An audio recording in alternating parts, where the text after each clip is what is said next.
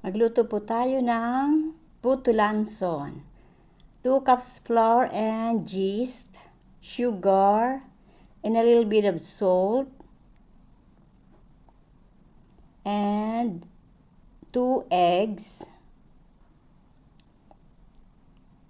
Mix well with the flour and a little bit of water.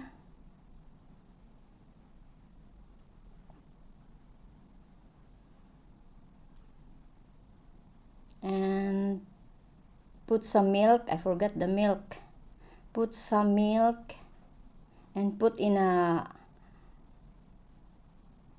plate covered with aluminum foil and steam for at least 30 minutes. Steam for 30 minutes. After 30 minutes,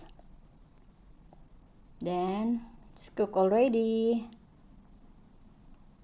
Use the toothpick to see whether it's already cooked. And then it's presto. It's done cooking.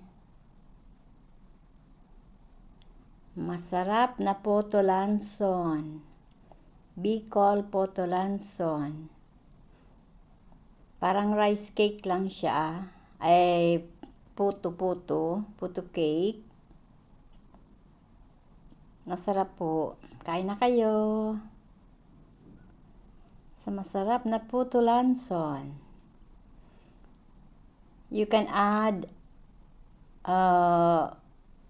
honey. You can add honey or whatever you like.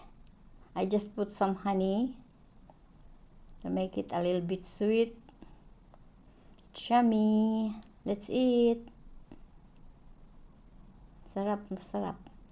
Thanks for watching.